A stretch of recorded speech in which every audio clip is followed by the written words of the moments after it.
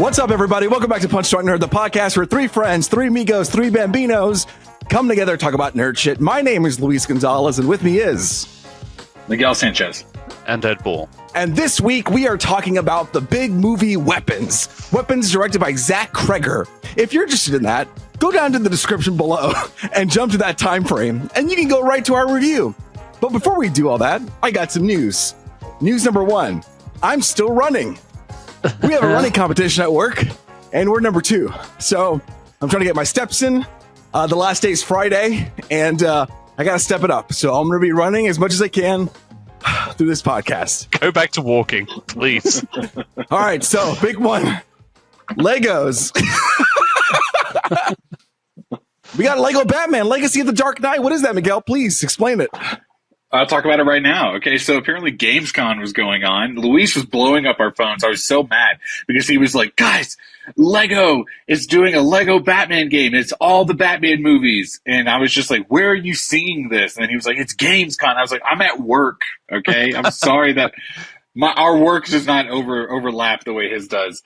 But it's this really solid. Guys, if you love the Lego games, you know, I've played so many of them. But you hate Lego. Hey, shut up. Let him talk. Let him talk. So the Lego games actually are a lot of fun. We play them a ton in our house because Kristen and I used to do them, but also my son really loves to play them. We've done Lego Harry Potter, Star Wars, Incredibles, Pixar, Avengers, Marvel superheroes. We've done them all. I was actually a little jealous. Luis earlier this year, he got to play Lego Horizon Zero Dawn or whatever it's called. Yeah. And my God, I really wanted that game because I loved the Horizon games, and I thought a Lego form would be really fun because my son was kind of into it. And what I was realizing when I was watching this Lego Batman, it's called Lego Batman: The Legacy of the Dark Knight. When I was watching this, I was like, oh, it is all of the Arkham games in Lego format with a couple of the movies laid over it. And I was just like, oh, that's what Horizon was doing. And it's like, we're in this new era where Lego is not just making the video games based on the movies. They're like, no, you remember those video games you already played? Bitch, play them again, but now we're Lego, okay? Yeah. And I super dig it. I was watching the trailer, I was watching the gameplay tonight, and I was just like, oh my God, lock me in, dude. I am ready to play this game. I think my son's going to have a great time too because I'm just about to introduce him to some of those Batman movies. And I think this would be a really great, like, transitional, like, let's do this first and then let's watch those movies because he's going to have, if I know my son, he'll have a little bit more fun doing it that way. Lego Batman Legacy of the Dark Knight, it's going to launch sometime in 2026. It's going to be on the Nintendo Switch 2, the PlayStation 5, Windows PC, and Xbox Series X. Like I said, it's an amalgam of things. It's going to be the Batman movies, including, you know what I mean, like the Burton movies. It's going to be the Dark Knight trilogy. It's going to be Robert Pattinson's Batman. It's going to be the Arkham games, all in one. You can change the suits. You can get all the gadgets. The gameplay just looks so fun. If you've played a Lego game before, you're gonna intuitively know what to do. But it's also those Batman set pieces without it being that, like, they've done Lego Batman before. It's not the Will Arnett Lego Batman. You know what I mean? It's Lego is always a little bit silly, but hey, here's that, like, let's be a little silly serious. You know what I mean? Yeah. So it looks great. I can't wait to play it. Ed, I think this is going to be a game you and Lily, your daughter, would love. So lock in. Locked in. Boom. You don't look locked in. So the ironic thing is like, I've never really been into, No, you hate the Lego games? More accurately, I've just like never really played them consistently enough to like really get a feel for them. But they never, truthfully, they never really did appeal to me on any kind of level. I get that. But like watching this trailer, it does look fun, and like to what Miguel was saying, I think it would be like a fun jumping off point for my daughter to play something a little bit more obviously kid friendly, introduce her to the Batman universe, and Can I? yeah, but like generally, like I've always just kind of not gotten excited about Lego games. I get excited about Lego, certainly, but I was gonna say, I think that's the two sides of this coin of Ed and Miguel Lego universe. Is like Ed is like the true Lego person, Luis, obviously you too, but I'm just like, I'm more, and Luis, I guess you are both of us as well. Like, I'm just more likely to play the Lego games because there's something fun about them. One of the great things that I loved about like the Lego Avengers game is I could press triangle and I could swipe through and be as many Avengers as I want to be. And if I want to fly around the city or swing around the city or run fast around the city, like I can do all these things, and that's a lot of fun.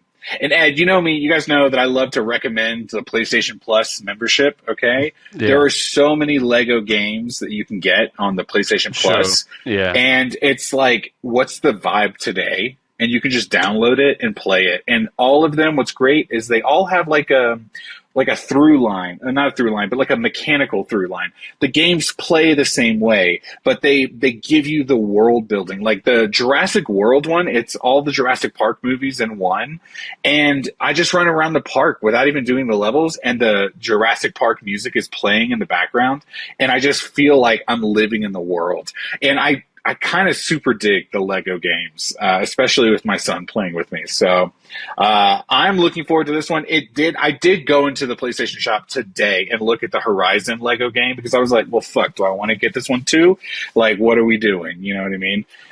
So I recommend it. I'm super excited. Luis was hyped off the get-go. I was so hyped. What were your thoughts? I saw what was happening on the trailer, and I was like, oh my God, this is the Nolan ones. Oh my God. This is Batman Returns. Oh my God, it's the Batman.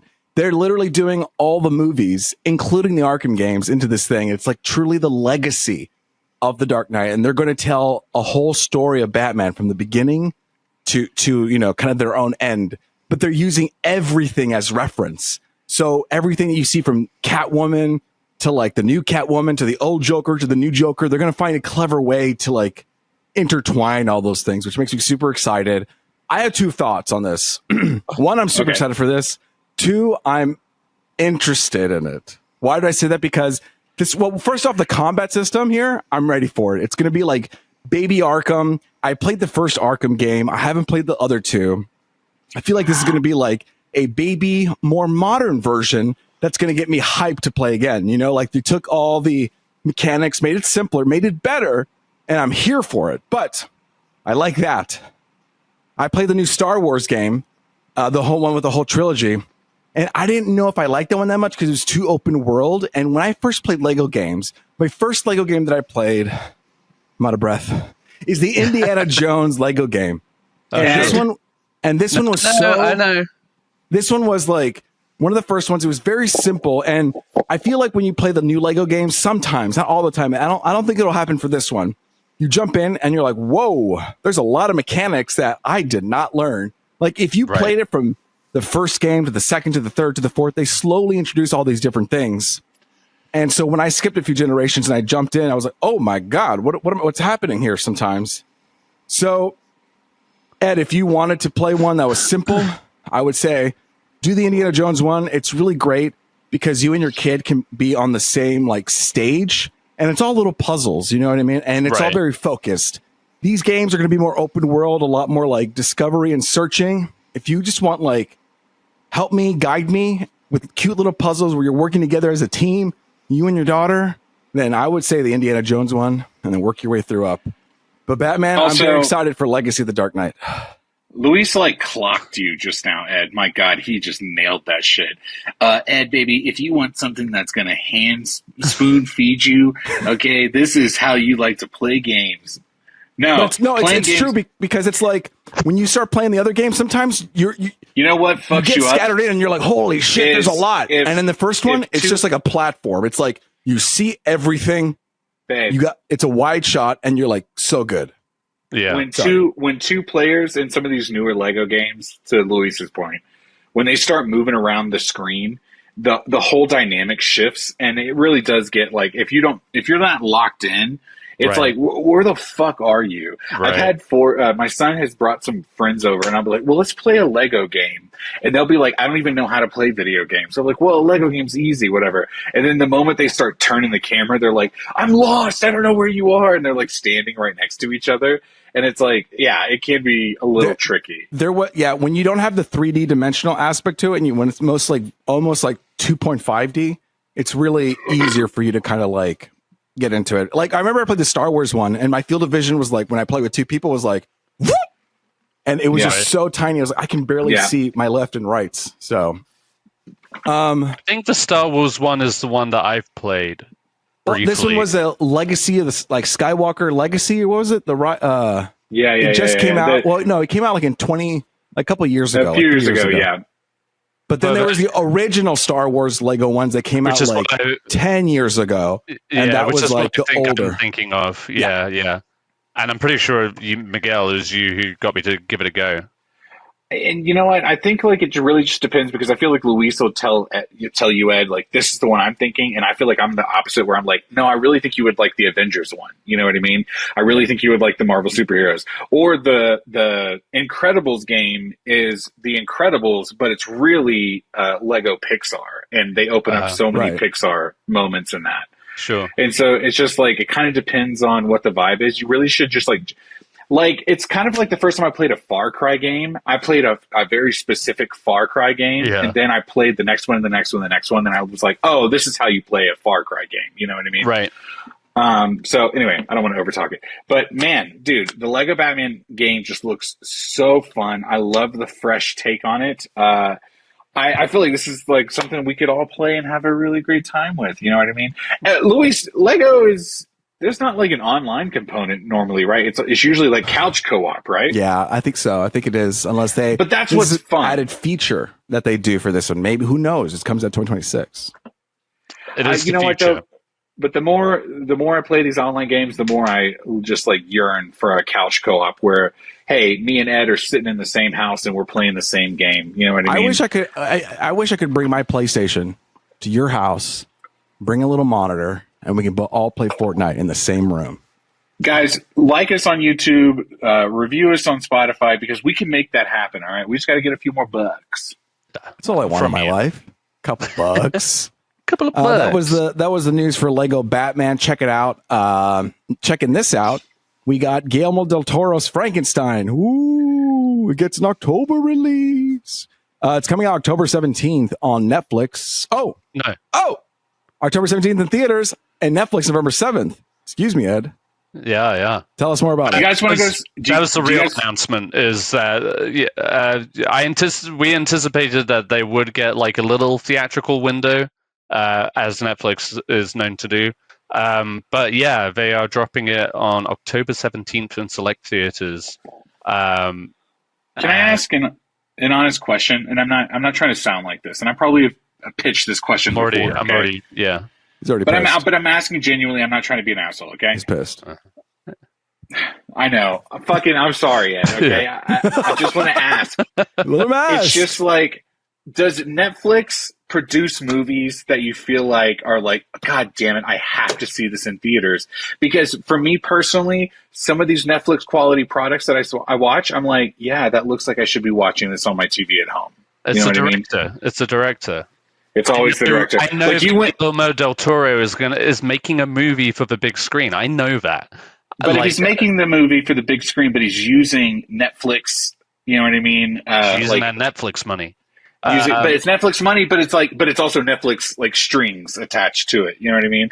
Like the background of this one shot is going to look kind of digital. You know what I mean? Nah, I disagree. It's like things like that. That's my concern. Is like, why bother seeing a Netflix movie in a theater if it's really meant to be seen on my phone at work? I think you're like, yes, I think you're generalizing the overall you're right. Netflix movie output, which you're not wrong, 100%. Like people were making the argument for like Happy Gilmore 2 to have had a theatrical release, and no, right? There's like, well, there's a little bit of that, but it's like also, but no, you've also got the Martin Scorsese's The Irishman. I was going to ask, you've got you Noah saw Baumbach's The Marriage Story. Well, You've that's got true. Guillermo del Toro's Pinocchio. Those were all movies with the intention of hitting a larger screen. David Fincher's The Killer. Like I Can feel I like ask there this? is I think there is an intention. I think these directors, especially like Guillermo del Toro, who's constantly butting heads with big studios to get. He advocates for He theatrical advocates, releases. yeah, and this is a big budget film. This is like Mhm. I want to say it's like 125 mil budget, but he wants to build the sets. He wants to make it as immersive as possible, and they did with this film. So my thought on it is like you mentioned like the Marriage Story, and it's like Yeah. okay, well, Marriage Story is kind of like practical sets, like they're in a house, they're Well, on the streets, right, they walk sure. through the, It's you a know what I mean. drama. But then some of these movies are fantastical, you know what I mean. You mentioned Pinocchio, you mentioned, which is obviously is Guillermo del Toro. I forget the first one you mentioned. The Irishman is interesting because it's like it's real sets, but it's also like a very CGI heavy component with the de-aging. You know what I mean? Right, yeah. And that's what I mean about like Netflix budget, but Netflix quality don't necessarily, in my mind, go Right. hand in hand. You know what I mean? Sure. And so it's like sometimes it's easier to see a Netflix quality movie on the TV, even if it's a nice big TV at home. Like Luis, baby, you got that big ass TV in your house. You know what I mean? I do. And we love seeing movies on that screen. Okay, but it's also like, oh, on a slightly bigger one, does that translate as well? And again, I'm asking genuinely because I don't really go see a lot of Netflix movies in theater. Well, as you know, okay. One argument that I would grant you was The Gray Man. Okay. You remember that one? Does a Netflix Yeah. produced Russo brothers film, and that movie did have like a lot of those kind of elements that I think you're talking about. That had that kind of streaming Netflix movie feel kind of thing. Yeah. But I do maintain that I think it comes down to Havoc even earlier this year. You remember that movie Havoc with Tom Hardy? Oh, That definitely, like, when I watched that, I was looking forward to that, but when I watched it, I was just like, no, they handled this like a streaming movie, as you will. Can I ask one final question? And I want to let Luis talk about these things too. But like Ed, This was really supposed to be just an announcement, but yeah. No, I'm sorry. It's a podcast. Here we are. We have to give the people content. Here I am asking questions. Okay. So Ed, you and I, we have kids, you know what I mean, spouses, like there's like moments where you have to like make the time to go see these movies. Do you walk away from Netflix movies in the theater? Do you walk away going, oh, man, I'm so glad I saw that in the theater? Like on a ratio of like more. Are you asking me or Luis? Yeah. 100%. 100%. Pinocchio, I wanted more people to see that movie in the theater. I think there are some movies, because they are limited to a strictly Netflix release, that they just get swept under the rug. And I think that's the bigger thing. I think a theatrical release gives a movie a lot more weight, especially from directors whose intention is for that theatrical experience. Pinocchio was a theatrical experience for me, anyway. I know it wasn't for everybody, but visually, it's stunning. There's so much detail and effort that went into that film. It was gorgeous on the big screen, and I think you lose some of that when you do watch it at home, especially for the first time. That's fair. Because you at home you get distractions and stuff. In the theater, you know me, I'm a theater purist. I want to lock into what I'm seeing. I want to get immersed. I want to forget about the outside world. I don't want to look at my phone or anything like that. I don't want any distractions. When I do that at home, if I had seen, say if I had seen The Irishman at home for the first time, like I feel like my attention would have wandered on occasion. You know what though? What? I loved The Irishman, dude. That was like one of I loved that movie, and that was one that I watched at home for the first time. That was where I saw it. I never saw it in theater, and I've seen that movie so many times since then, dude. I love it. So I think there is like a balance. It is a balance, yeah. I do think Netflix kind of shoots itself in the foot because that's like their whole thing. It's like their whole mantra is like, how can we make movies that you're watching your phone on while you're watching the movie, you know? Right. And so like these big name directors come in and they go, well, I want the Netflix money, but I want to be able to do it my way. And it's just Right. like, my final cap on this is I actually super want to see this movie in theaters. I think this trailer looks really awesome. I know I was doing it for the dialogue, but this one does. No, look I really get it. good. Yeah, like, yeah. I think this one looks like a lot of fun. And I don't know about. I mean, you guys, Ed maybe knows. Like, I'm not a super big Guillermo del Toro fan, but this one just looks really good, and this might be the one that converts me. So we'll see. Yeah, Luis, any extra? Go on, Luis. Yeah, sure. I mean, we talk about Netflix, we talk about movie theaters. I mean, to be honest, from my understanding of Ted Sarandis, who runs Netflix, he thinks the movie theaters are outdated. And, word around town is that if he could, all of his movies would stay on Netflix. The only reason I think that they go in theaters is because they go for the Oscar nomination. Because if not, if they didn't go to theaters, then they would be considered a TV movie. And so they, by Oscar kind of rules, have to be in select cities for at least a week or two. Yeah. So most of the movies that have a release are only out for a short period of time. Yeah. And then are gone. And so like a big, you're talking about filmmakers advocating for themselves. I think in the past, Netflix did give them a lot of money. You know, it's like, hey, they're going to give you 10 million. We're going to give you 150 million, but it has to stay on Netflix. And then, if you're creative and you're blowing up, you're like, ooh, yeah, I mean, Netflix, everyone's seen Netflix. And I can do a lot with 150. Now things aren't that way anymore. Kind of like everyone's cheapening up. But Greta Gerwig, she spoke out and she had this deal with Netflix before Barbie, I think, for the Chronicles of Narnia. It was after the success of Barbie, right? And so it was after that she like kind of stood up for herself and was like, I will only do this if I have a 28-day theatrical window. Netflix never a 28-day theatrical window, and never and she advocated for IMAX theaters too. So this is actually a first for Netflix to do something like that. And word around town is like, is this kind of like a gateway drug to other theaters? And the debate is like, no. They're still pretty stern about just keeping the movies on Netflix unless they see it having Academy potential. So it's tricky. Well, I mean, it's also that's how they get those big name directors too.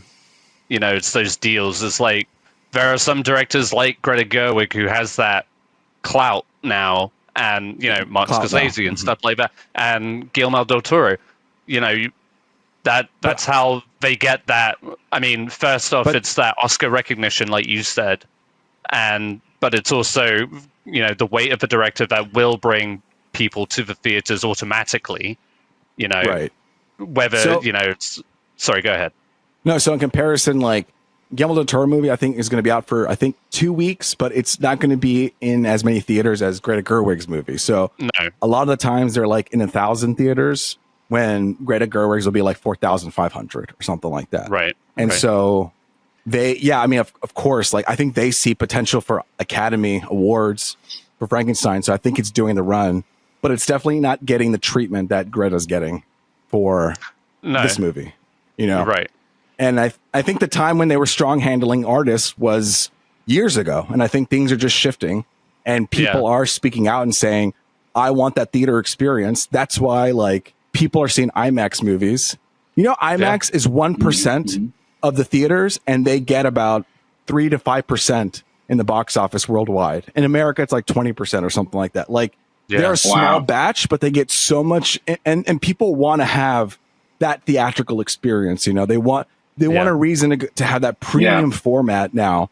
And so I think movie directors and creators are trying to fight for that. Right. Because that's why they do it. They didn't grow up wanting to be a filmmaker, watching movies on streamers.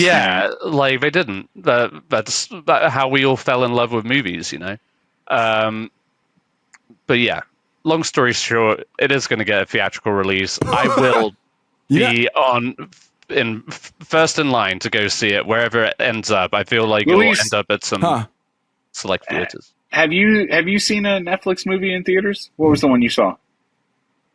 Have I seen a Netflix movie in theater? Because obviously Ed's over here doing it. Maestro was another one that I was so glad I saw in theaters.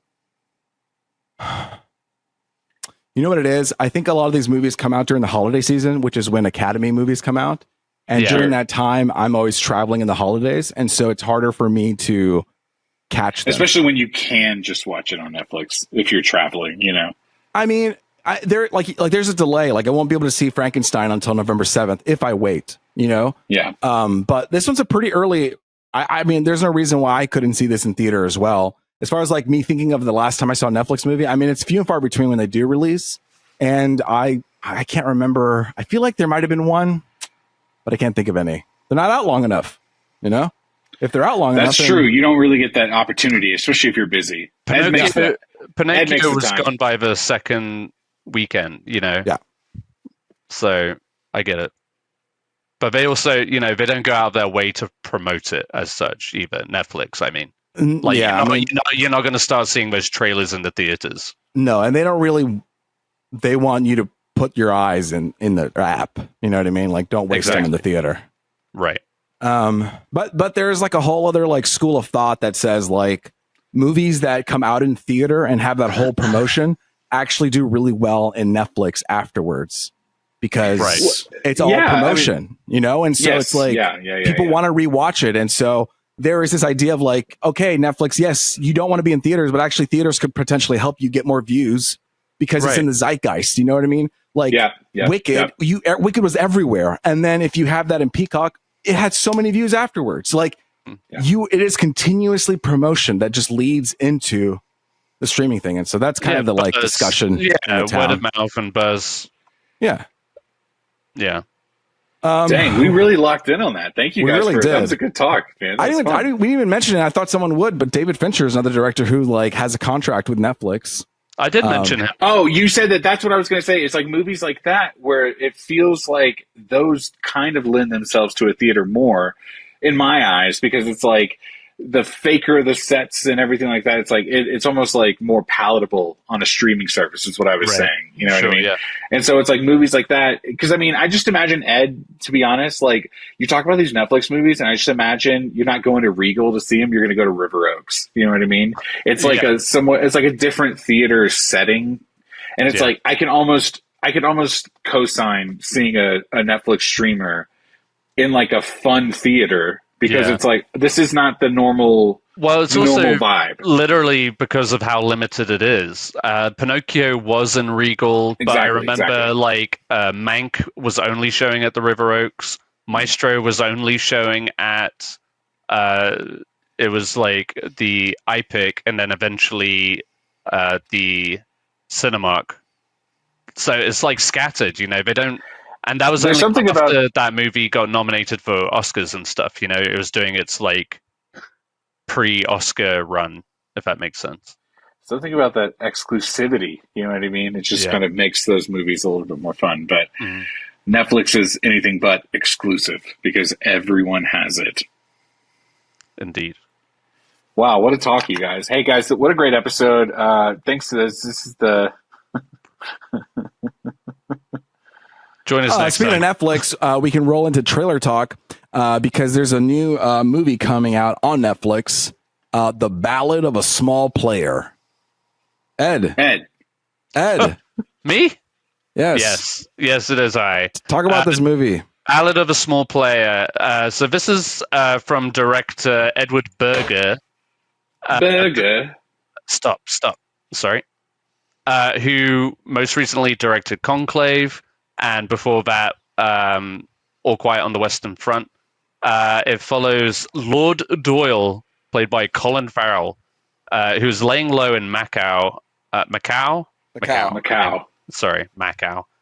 Spending his days and nights on the casino floors, drinking heavily and gambling what little money he has left. Struggling to keep up with his fast-rising debts, he is offered a lifeline by the mysterious Dao Ming, played by Fala Chen, and a casino employee with secrets of her own. However, in hot pursuit is Cynthia Blythe, played by Tilda Swinton, a private investigator ready to confront Doyle with what he is running from.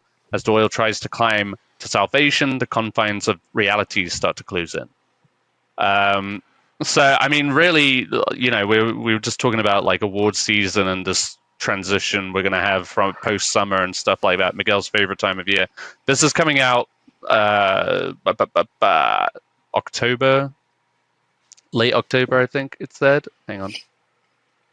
October 29th. So, this is whatever. This is like a way different tone from All Quiet on the Western Front and Conclave. This is like I was punchy. blown away when I saw those two names like flash across the screen. I was like, "What is this?" And also, it felt very like, I don't know. It felt like a streamer movie. That's what I thought when I was watching the trailer. I know we just talked about this, but that was one of the thoughts I had when I was watching this. I was just like, well, hey, okay, All Quiet on the Western Front was one of those movies. I know. But no, I kind of felt like that one was a streamer movie. And Colin Farrell just came off of The Penguin, and I know that's like a different vibe altogether, but it was like, man, he really fucking nailed that shit, and it was a streamer, like, television show. Yeah. So, like, he can work in that world. So I didn't really, like, walk away from that trailer going, like, what are we doing, Colin Farrell? It felt right. Yeah. And some of it looked premium, but it was just like, oh, I don't know. But it looked like a fun casino, I don't want to say heist, but whatever, like one of those drug-fueled. Yeah. Yes. I mean, he was like shaking a lot, and I was like, yeah. Fuck yeah, dude. And then he rocks a fucking pencil mustache, does Colin Farrell. Like, he could rock it. I know. I was like, is he Mexican? Yeah, that was my thoughts too. Luis, anything? Yeah, it looks trippy and cool. It looks visually stunning. I mean, I think you have like a calm and chill Conclave movie. That was like just a character performance study, and I feel like he's like, all right, I'm going to show my director flair. Right. Amping it up. I think what was the other Netflix movie we just said? The one All Quiet on the Western Front. Yes, that was also like visually stunning, and I love the color on that. I think this one's just like, I'm really going to put the pizzazz out there and show you what I got. Right. So it should be like visually entertaining. I think and Colin Farrell's really hot right now, so let's check it out. I'm looking to get like super wowed by Edward Berger. Ed, what's your favorite Edward Berger movie? Out of two? Ooh, Conclave, I'd say. Okay. Wait, is that all? He hasn't made any other movies besides that? Not to my knowledge. What's so funny, Miguel? Tell us. It's just the way that Ed's like, let me be very for real right now. He's made 2 movies, okay? You want to ask about my favorite? Okay. Let's go. Just say your favorite. You didn't have to dog him like that. This is going to be a ranking. You're talking about this green-ass director? Yeah, I think I like a couple of them. Listen, look him up. Tell me. I'm trying to look him on IMDb, but this gave me Edward A. Berger, and that's what I was looking for. Edward A. Berger. No, literally, there's. He's done like this movie called Jack, which I've never heard of, but this is like Jack, the Snowman. Yeah, that's what you thought of. I was thinking of the Robin Williams film. Looks like he's done Kangaroo. 23. Oh no, that's a series. Oh, look at this guy. Okay, so he's done a lot of TV. Stuff. So there you go, Miguel. Can't wait to watch him. He's got this movie called Oh, it's a short. Okay. He's got a couple movies. Jason Bourne Exodus. It's not a real. What? No. This looks pretty real, Ed. This is directed by Edward Berger. Jason Bourne Exodus. Jason Bourne's past resurfaces, forcing him back into the dangerous world of espionage. As he confronts old ghosts and new enemies, he must make a critical choice that could destroy everything he's fought for. Directed by Edward Berger. Coming soon, yeah. Coming soon. Sorry. It's in development. Okay, but it's not out yet, so I can't rank it. Hang on.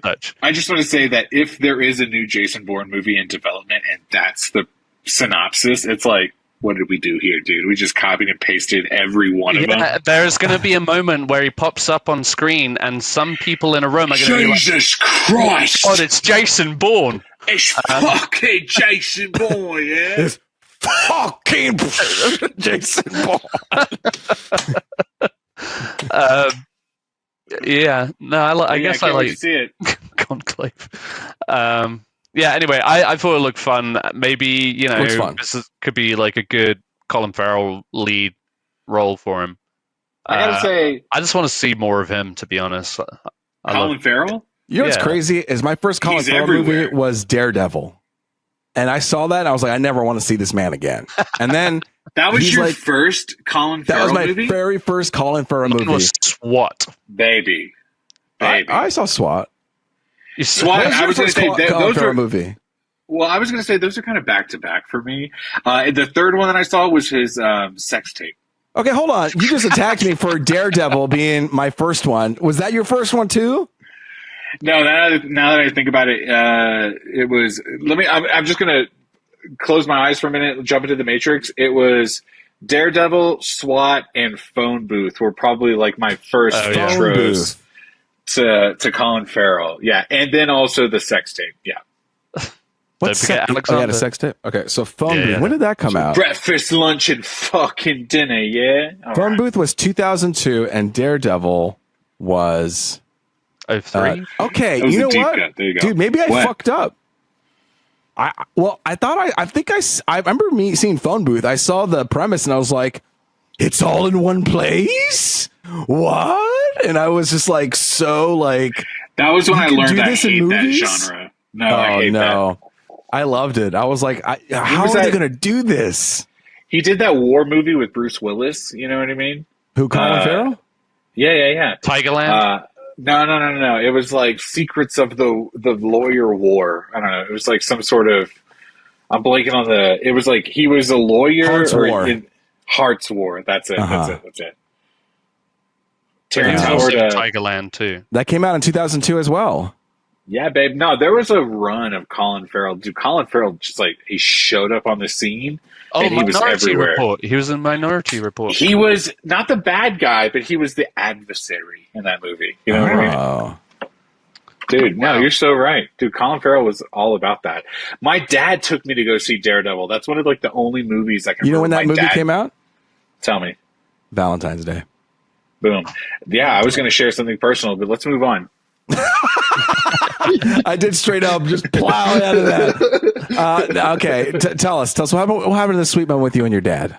It was a terrible movie, but it was a great time. That was one of the first movies where I saw a sex scene with my parent in the same room with me, and it was just like, ugh, I didn't like that. You know what I mean? Right. Thanks. That's a good reaction. Yeah, you don't want to Yeah, be like, it oh was yeah, no- you watching There was this? no point. I grab him by the shoulders, like, fuck yes, let's go.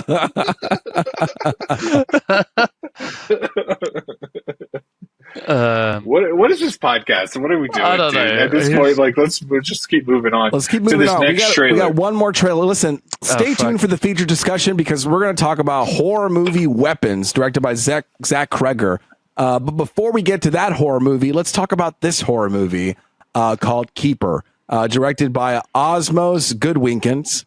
This is the guy. Yeah, that's not his name, but you know what I'm trying to say, right? It's like Osmos Oswald Goodwinkins. Perkins. Oswald Perkins. Yes, Oswald. Oz. Ozzy. That's who I thought directed Weapons when I went to go see it. Oh, no. And spoiler alert for my opinion on this trailer, I walked away from this trailer going, the fuck, I just saw Weapons. You know what I mean? Oh yeah. I don't need to see this movie. They literally do the same beats. I was Dude, like, I oh. want to say that when okay, unfortunately, and a little spoiler alert for Weapons, I guess, but when that happened in the trailer, you get first this female storyline, and then it cuts away to a male storyline. And when I saw that, I was like, oh, this is unfortunate because I just saw Weapons. And and I don't know if you should have done that. It kind of takes away the, I watched the trailer. visually it looks great, but like, well, that's my problem is like this could be a winner and absolutely. You know what it feels like, dude? I just realized this as we're talking about it. This is Armageddon and Deep Impact. You know what I mean? It's one of those movies. No. Hear me out. I'm not saying obviously. I'm saying that's the vibe right now. Weapons just came out, and this is the follow up. You know what I mean? Like type movie to Weapons, because it just felt so similar. And there were so many shots in it that I was like, I feel like I just watched this. But even if I didn't just see this in Weapons, it felt like I've seen this before, you know? It didn't wow me in the way that the Ballad of the Small Player did. So, of the two trailers, yeah, definitely. Gosh, you seemed wowed about that one. I was wow, baby. Wow. Wow. No, but there was like similarities, which I didn't think obviously was not purposeful, but it just felt like, oh, but didn't Oswald Perkins or whatever, like he just did a horror movie, which He one did was The it? Was it Monkey, which is a horror comedy. And then no, but he did one before that. Yes, that was last year. Legs. That was Long Legs was last year. That was Long Legs, right? Yeah. Okay. So he likes to mix it up a little bit. Which you never saw, right, Miguel? No, I didn't see Long Legs. I didn't see Monkeys, but I did pop culturally like gather a lot of Long Legs memes.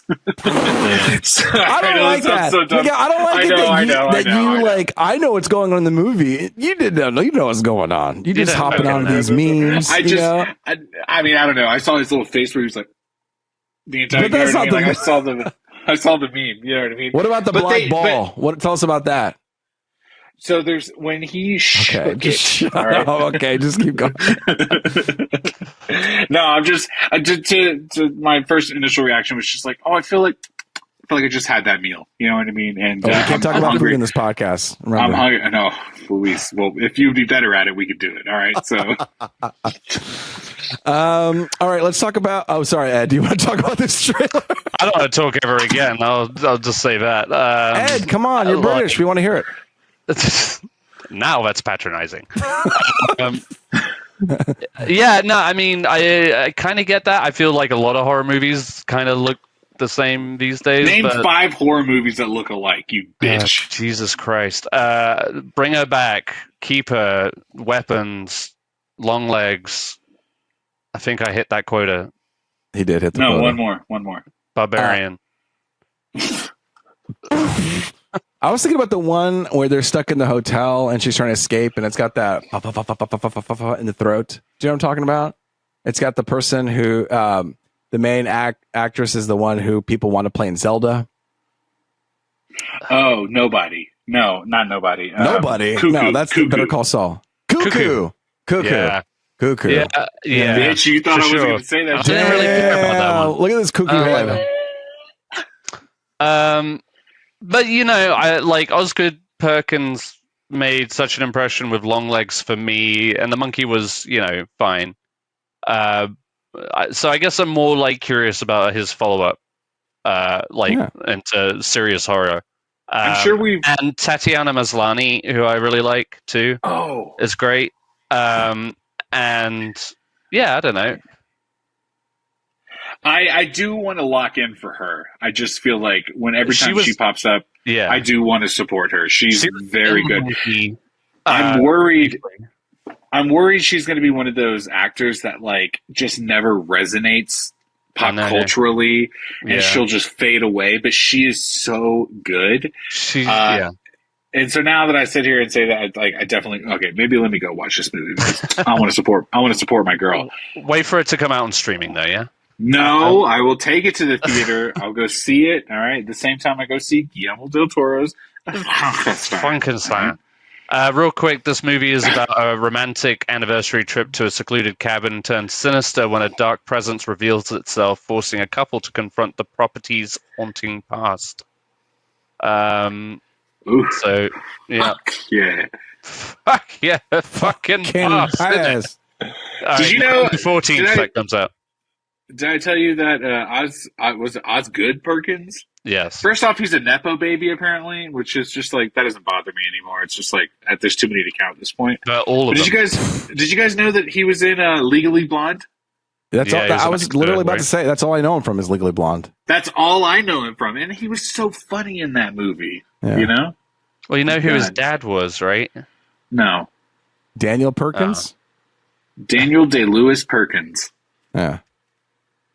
You don't know either. You're Googling it right now. Just talk to us, man. I'm blanking on the name. Okay. Oh, here, I just found it. Don't come at us like we should know. Anthony Perkins. Anthony Hopkins? No, wait. God damn it. I just had it. Thanks for coming to the podcast, you guys. The bad guy, the killer from Psycho. Oh. Well, that's a big deal. Oh. The Vince Vaughn movie? You son of a bitch. Yeah. Anyway, moving on. Moving on to our feature discussion. Hello, everybody. Welcome to the feature discussion. We're here to talk about Weapons, directed by Zach Cregger, director of Barbarian. This is starring Julia Garner, Josh Brolin, Alden Ehrenreich, Benedict Wong, Amy Madigan, and Cary Christopher. This is about a bunch of boys and girls who just disappear in the middle of the night, and the parents are like, "What?" And so they're all trying to figure out what's going on. But the story takes place a month after the events because they closed down the school. And they were like, these kids got to go back to school. So we're going to open it up now. And so the school's about to open up in a month. And the story kind of unfolds from there. We're going to start off this review with what we usually do. And that's initial thoughts. Ed, what are your... I get to go first? You always get to go first, baby. So last week we talked about how much we want to talk over Ed. Go ahead. Yeah. Mm-hmm.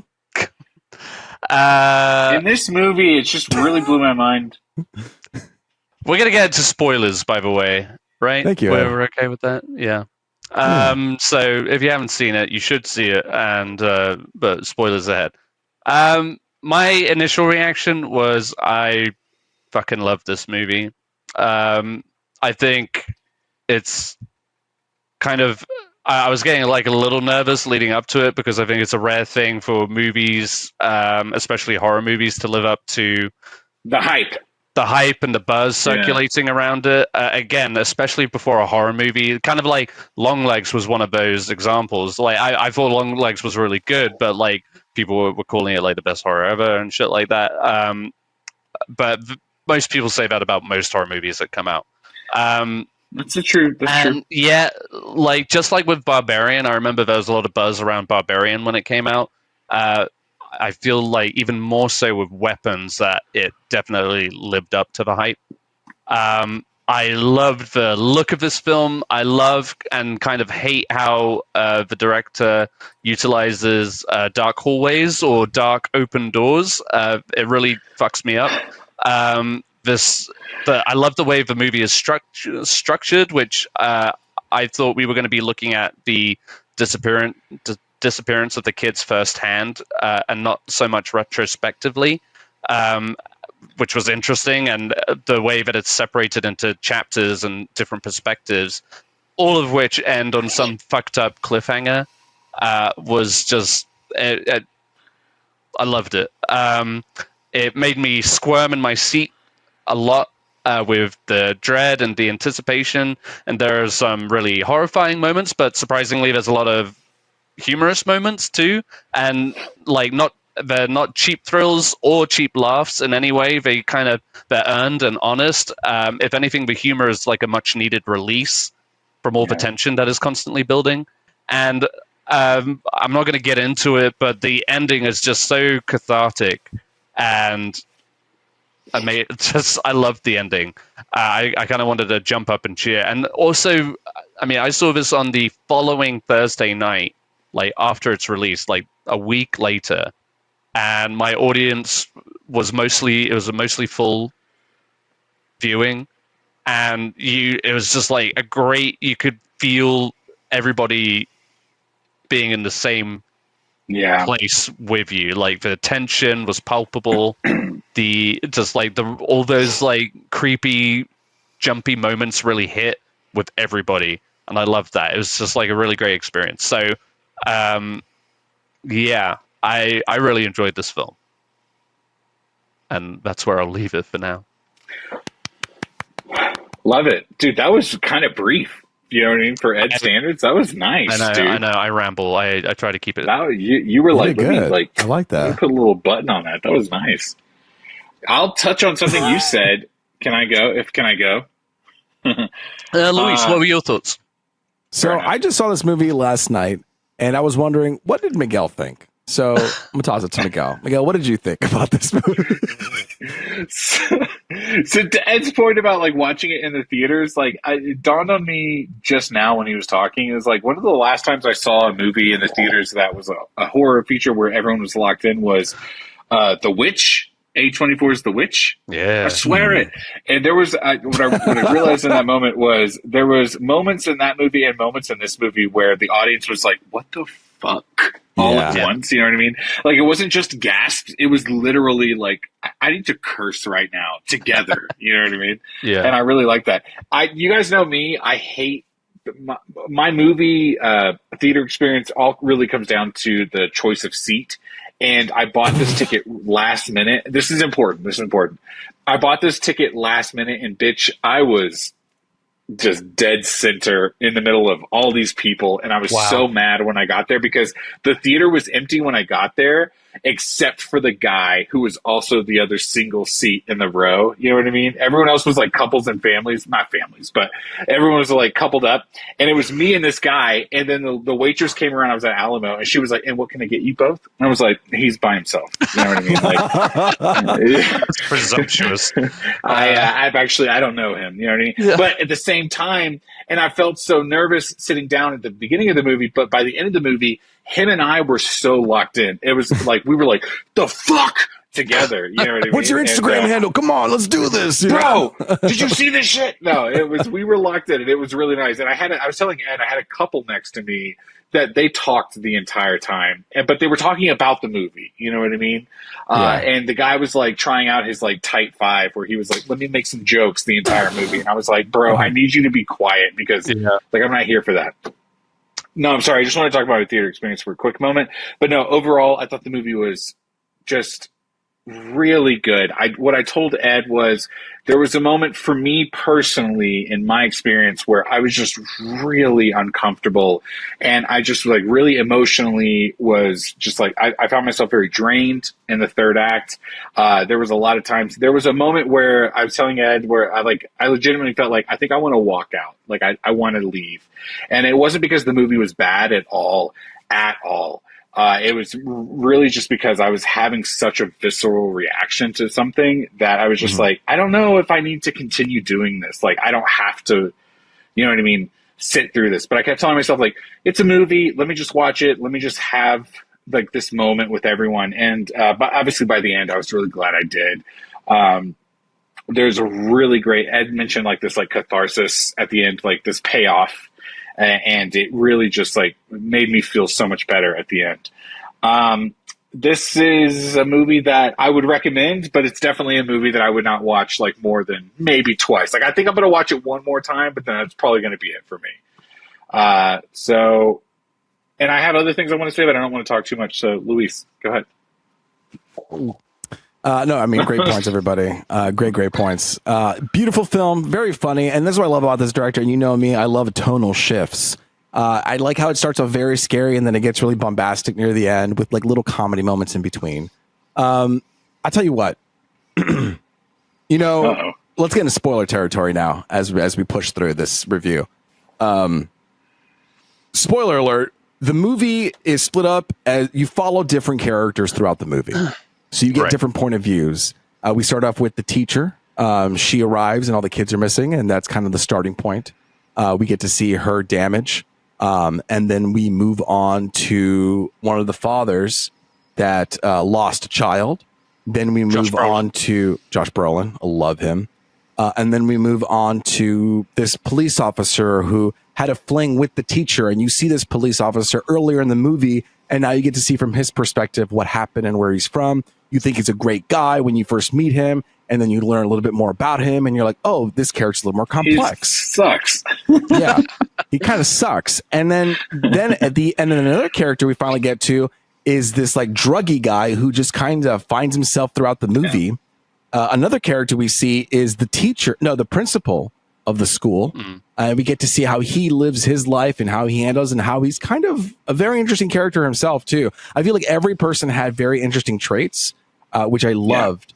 And then we wrap it all up with the kid. There was only one kid who made it, and we finally get to answer all of our questions because everyone intersects with this kid and they want to know what happened, where they're going. You know, everyone kind of goes to this kid's house, but they don't really, we get more and more deeper into the story. Yeah. And then that's when the story kind of finally like goes and completes and everything like that. The thing is like I was having such a good time with these other characters that I loved the plot. I loved the pacing. I loved the ride it gave me. But I also had this feeling of like, I wish I wanted to go back to those characters again. Like I wanted to like go back to what's it called? Julie or whatever, the teacher. I wanted to go back to the dad. I wanted to revisit complete their that story kind of thing. Yeah, and I get it because it's like, well, there's only a certain amount of days. Like we went through the whole story, we went through all the days, and in the end, all of them intertwined into one. But I think that's just like that's a good problem to have. Where it's like I liked them so much, I wish I went back and revisited them. You know, like if that made. I was so invested, in the teacher and the dad, and that we have it played out in the end, but by the end, it becomes a lot more like plot heavy and with the kid and focused on the kid, which is fine. But I loved it. I thought it was super fun. And go ahead. One of the things about this is like it was kind of dense for a movie, but this was like ripe for like an HBO type television show. You know what I mean? Not that I said it has to be a TV show, but like when I think about they did the adaptation of not Stranger Things. Oh my God. Smaller. What was that Amy Adams show? Do you guys know what I'm talking about on HBO? Object? Sharp Objects. There was a similar vibe. It was something I just thought about right now. It was just like that could have been stretched out. Every chapter could have been its own episode leading up into the reveal. Yeah. But we got like a condensed version of that. And I do think the pacing and everything was fine, but it did feel very dense. I was telling Ed, there was like some moments that it didn't click with me until, I didn't even realize they were setting that up. You know what I mean? 3 chapters ago.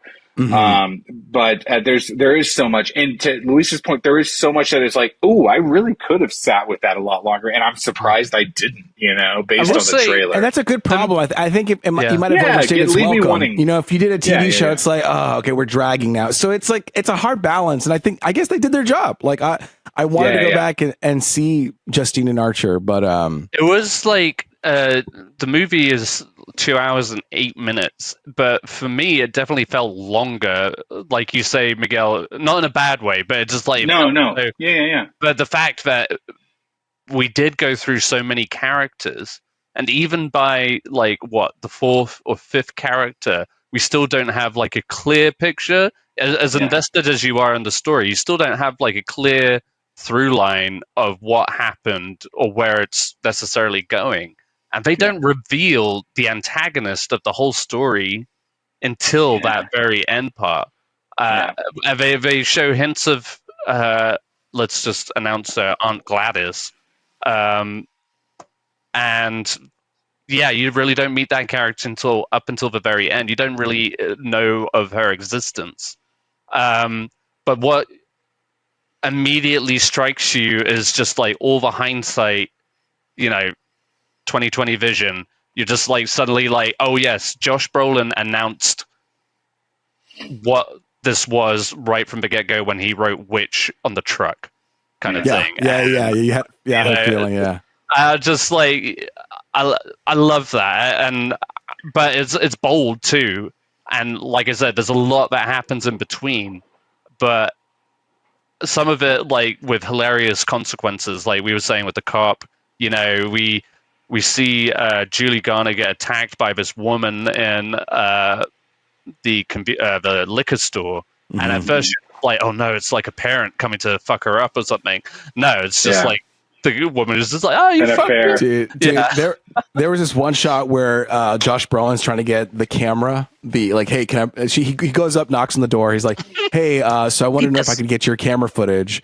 And she's like, no. The wife's like, no, you can't get that at all. And so he waits. I'm not comfortable with that. I'm not comfortable with that. So he's eating a Subway sandwich. And then the dad rolls up, which is played by Justin Long. Justin Long.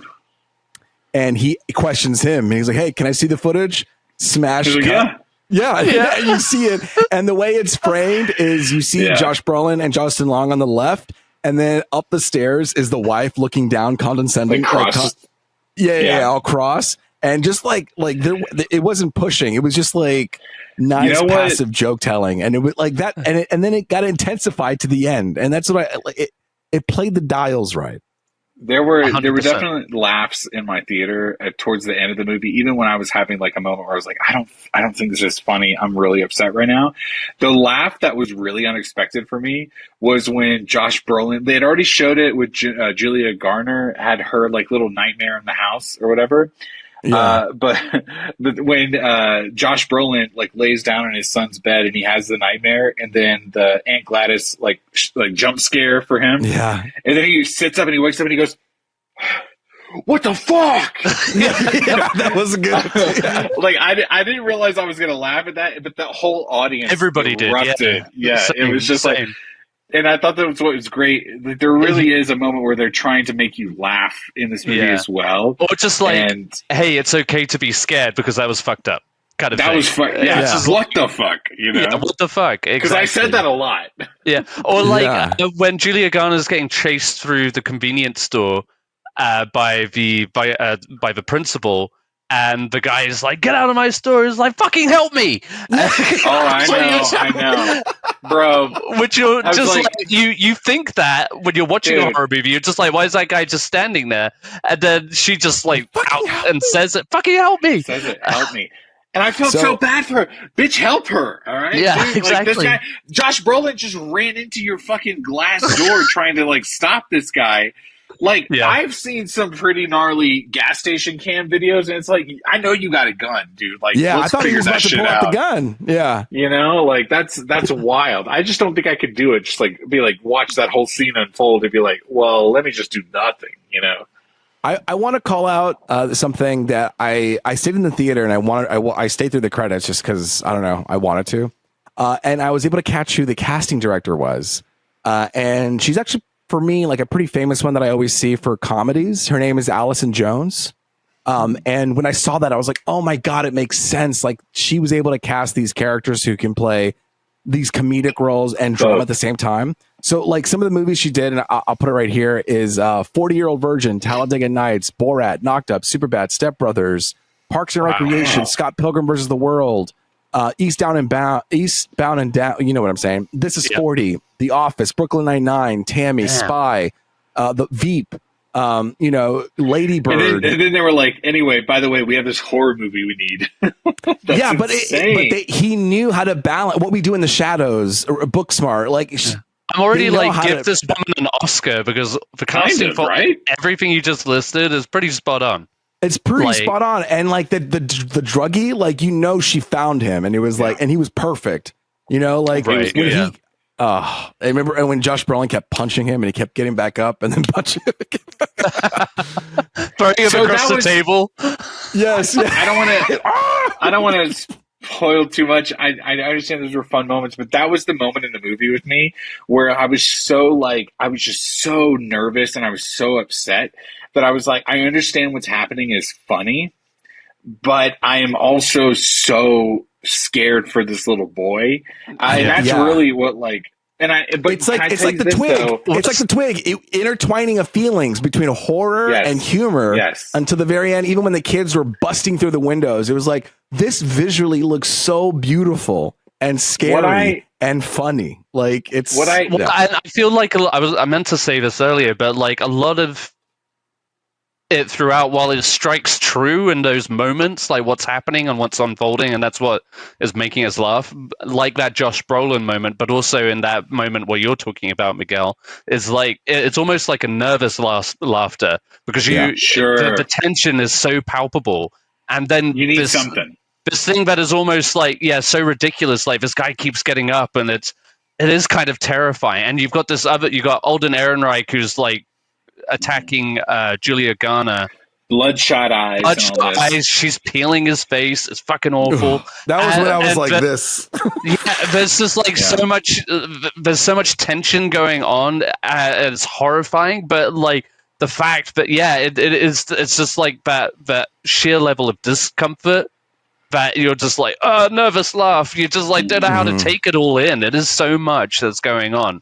But I 100%, it is terrifying, like what's going on. And I mean, it could have been one of those more cynical horror movies that ended. Oh, with everybody like dead or whatever. Well, I mean, it doesn't end on a fully happy note either. Some of these kids and like they still are silent and they basically the trauma leaves them in a catatonic state where some of them found their voice, some of them didn't, and so I think this. Go ahead. Well, sorry. What I was thinking is like I feel like I say this. The example I thought of when I was thinking about this movie after the fact was, you know what? Some of these like Jurassic Park movies, the very first one, those kids felt in danger and the stakes were risen. And then so many of those movies after the fact, they put kids in those movies, but you were like, they're not going to die. You know what I mean? Right. And this was one of those movies for me, very viscerally. I just was like, I really need this kid to survive. And I really need not only him, but I need these kids. Like, I need this to work out for them. And because of that, because every scene they were in, I was just like on the edge of my seat. I felt like this elevated sense of like fear, you know what I mean? Totally. And I feel like that really worked in the sense of what was happening as far as like the horror of the movie. It was like, fuck, like these kids literally are in danger. And then I walked away from the movie going like, I was so upset, but also that's what I asked for in these moments. Yeah. So it's like, I want to know that, that kid could have died, you know what I mean? And that was like what kept me on the edge of my seat. And it did help to have this couple of like, but it was that moment where she was getting chased by the kids where I was just like, fucking, yeah, everyone's laughing right now, but I'm just breathing because I'm just like, oh, fuck, thank God. Because I really needed like just a moment. Because of the build-up is so much that as soon as it happens, when that kid breaks that twig, you're just like, he did it. He fucking did it. There's tension and release. Her reaction to it when she knows that it happened. So good. You just like it all culminates so beautifully, and you're just he pulls the hair from the comb so brilliantly. He like you just like it. Know it's going to be okay from that point, even though it's. But yeah, what I was thinking was like that was so much trauma just releasing itself in that moment. And I was like, okay, fuck yes. Like, thank you, kid. Like, you were so smart. You paid attention. And brave. And that really was what, like, fucked me up, but also, like, made me lock in at the end of the movie. And I was telling Ed, I was just thinking about so many different examples. And that's what was really fucking me up. Watching this movie was like, my God, I just wouldn't want this kid to go through this. And then it was like a week later, Ed goes, or maybe I texted you and then we were talking about it, how like that whole last act of that movie could have been like Butters from South Park. And I was like, retroactively, that calmed me down. I was like, that's so funny. Like, that's so true. Like, he would get into some shit like that. But yeah, no, this was one of those movies where I walked away going, I don't know that I loved that movie, but I loved the experience that I had watching that movie because I was edge of my seat. The audience was locked in. There were people laughing. There were people saying, what the fuck is going on? And I just was like, yeah, it was one of those that really sat with me. And to a button of all this conversation from my point is I saw like fucking 10 movies this year in the summer. You know what I mean? Like, I fucking did that. And it was one of those things where I was like, man, dude, are movies fucking back? That's how I thought. Because it was an experience, a shared experience in the theater. Whether you depending on what you took away from it, but overall, it's fair to say I think you enjoyed it. I mean, obviously, whatever. Like, but you experienced what you were essentially supposed to experience. Exactly, and not necessarily in a bad way. It's just like you didn't come away thinking like, man, that was just garbage from start to finish kind of thing. It was a well done film, and whether what you took away from it is going to vary, but like it was an experience, and it's such an astute one that is so on the nose of how like it knows how the audience is supposed to react. It knows how they're feeling in that moment without pandering or whatever, you know what I mean? Yeah. So it was, in that sense, for me at least, it was a joyous one because I just came out so like high on that buzz, on that feeling. I was just like, man, that was such a trip. I don't know if you guys remember, but when I watched Barbarian for the first time, I was home alone.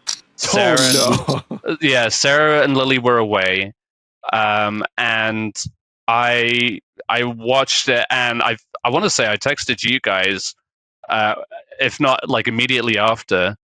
But it was petrifying. Like when it makes that turn halfway through and switches over to Justin Long, that's like I literally needed to pause it and just like shake it off a little bit, turn on some lights in my house, and but like I was so on edge. I never had. I mean, I probably have, but like not in a long time had I had such a visceral experience watching a horror movie. And like I was saying earlier, the way that Zach Cregger goes through hallways, just like long, dark hallways, or creeping up to dark doors and stuff like that, and just focusing on that. So many moments like that in this film, like so those shots where Julia Garner's sitting in the car watching Alex's house, and the door opens, and it's open for a minute. Then all of a sudden, the mum waddles out in a very freaky style, walks we were all the way all up to the panicking window, in that theater when she. Everybody, I'm sure. Everybody, and then quiet, and then the door opens. You're like, no. Everybody gasped in there, and you're just like, "Oh my god, this is awful!" And like, you're just like, "Thank God she just cut."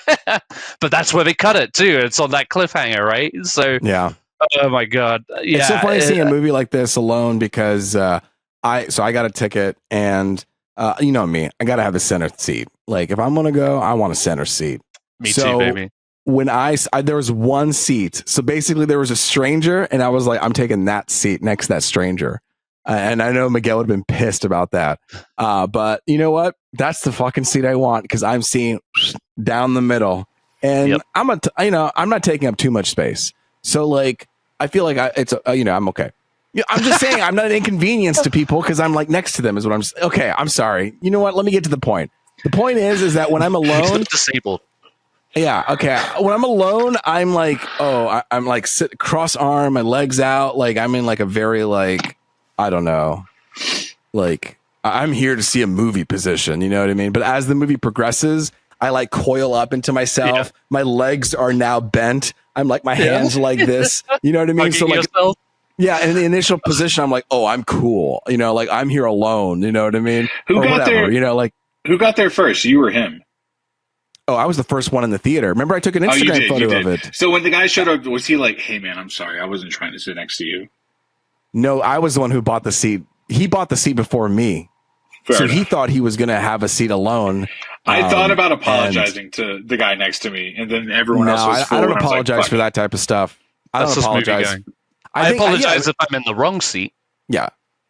But I think for me, I think it's okay if I sit next to people. Like it doesn't bother me as long as I get the good seat. Wow. I think it's okay for people to sit next to each other, especially in like those big IMAX showings. It's unavoidable. Yeah, exactly. At that point, all of the good seats are mostly taken. If I see one good seat that puts me dead center, I'm taking it. I don't give a fuck. And I've actually invited friends along to go see a movie after I've already locked down my seat. And I'm just like, we're not elsewhere.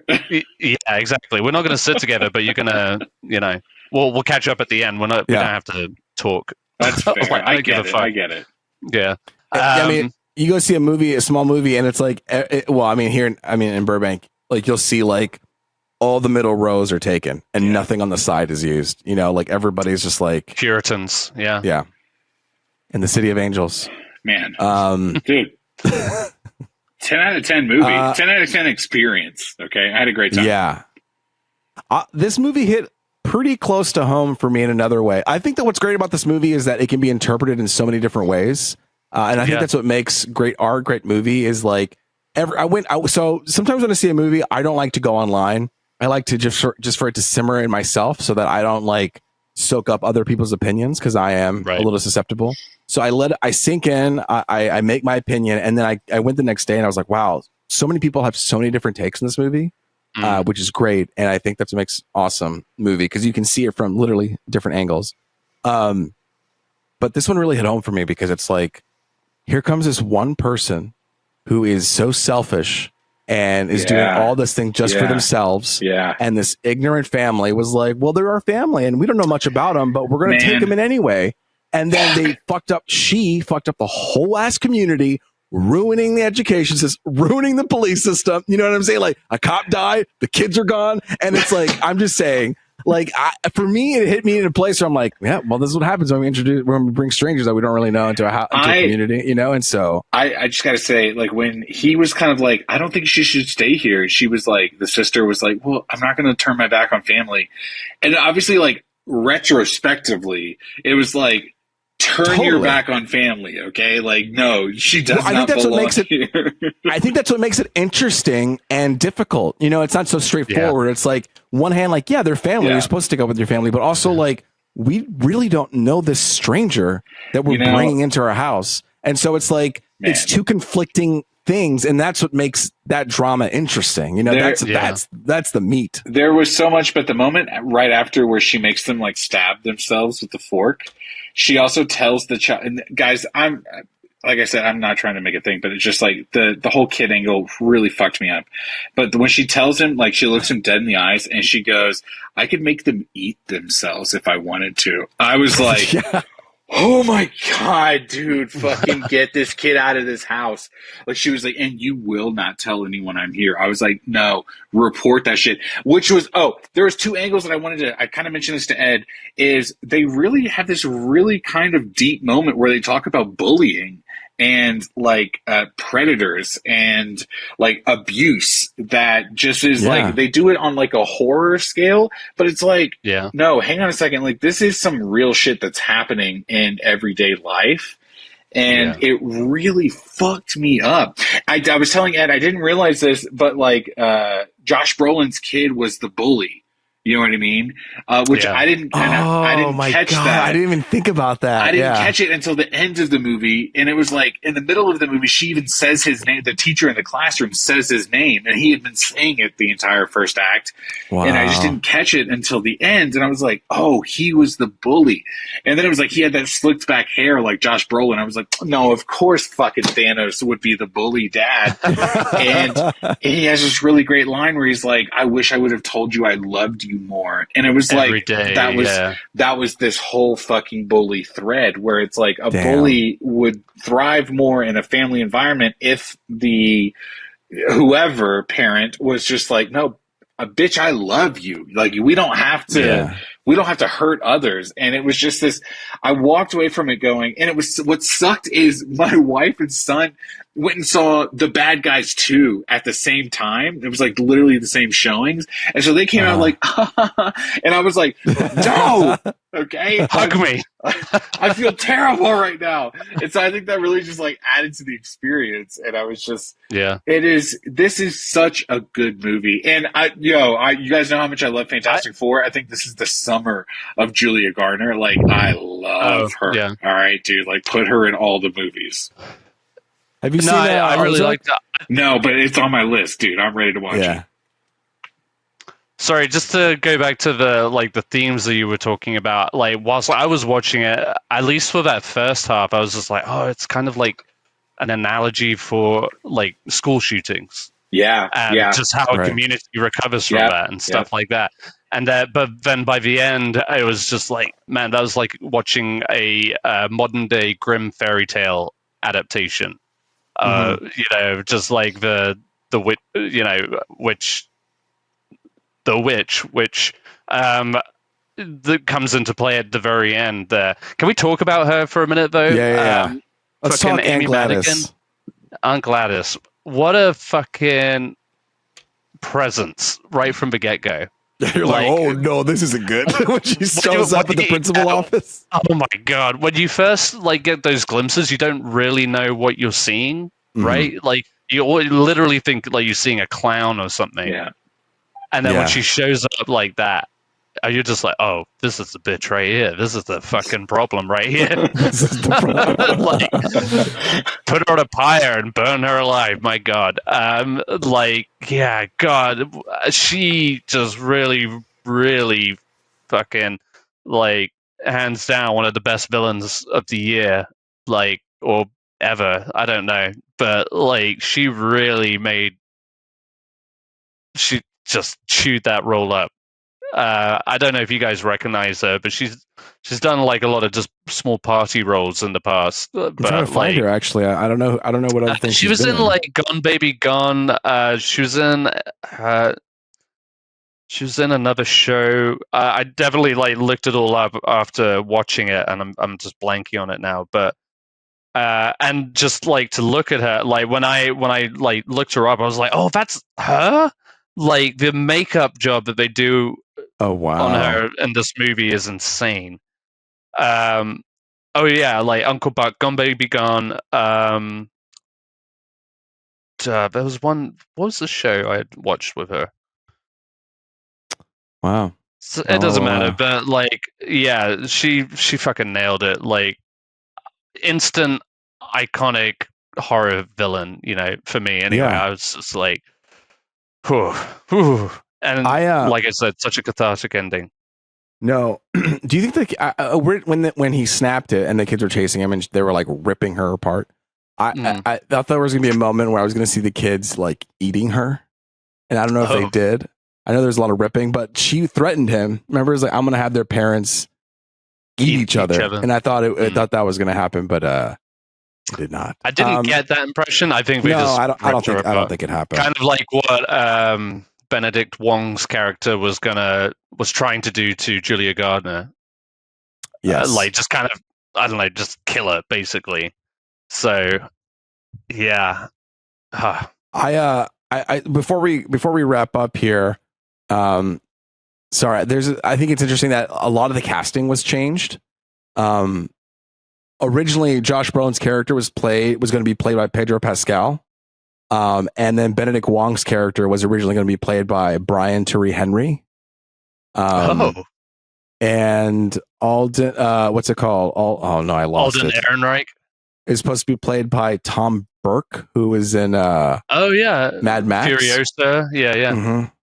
And then Julia Garner was originally supposed to be played by this person named Renate Renz.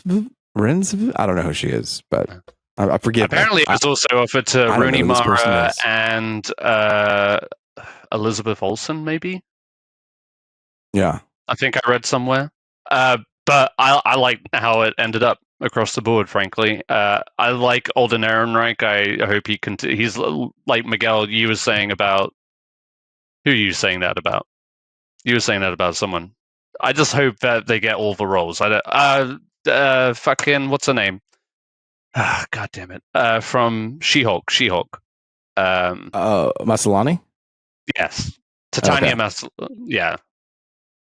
But yeah, I really love him and all of that. I didn't realize Benedict Wong is also from England, so that was a cool revelation during this press tour. But yeah, weapons. I'm so relieved that you guys enjoyed it. I struggled to contain myself coming out of that when I saw it. So I'm glad. Well, you know what it was with Miguel was like, I'm going to see it. And then I was like, okay, I think I can find a way for me to do this now, because it becomes an official movie.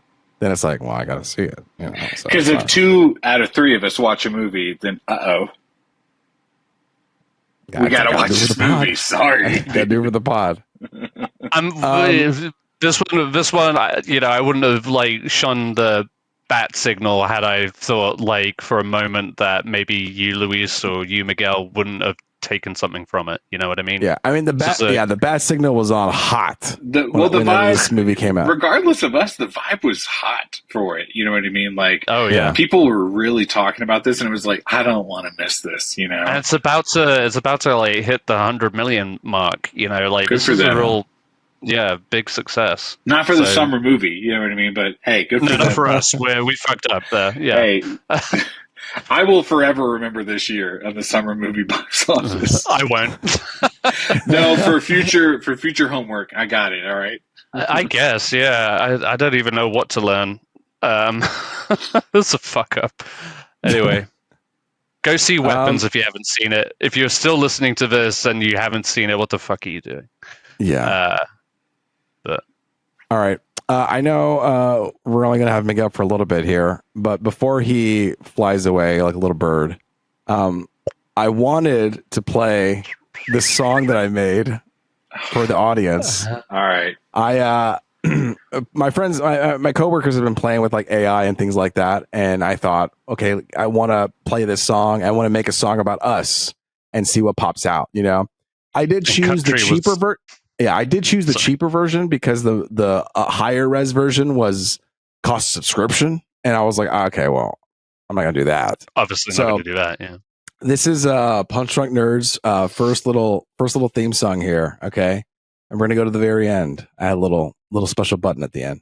All right, here we go. Listen for you guys. Yeah. 3 cities, 3 miles, 1 screen, 1 dream. LA's got the movies chasing that silver gleam. Denver's gaming, deep fingers on the keys. Houston's cooking British flair and Texan heat. Miles apart, but here we stand. Wi-Fi weaving the master plan. Punch drunk nerds on a Wednesday night, talking movies, TV, games, it feels so right. Hit play rewind, but we don't fight. We just wanna play Fortnite.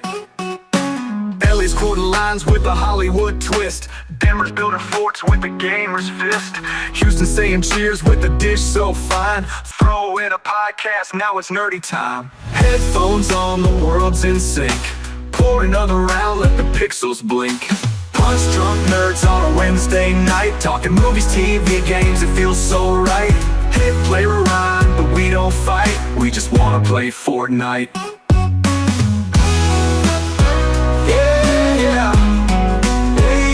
We just wanna play Fortnite. Yeah. Hold up. Fortnite.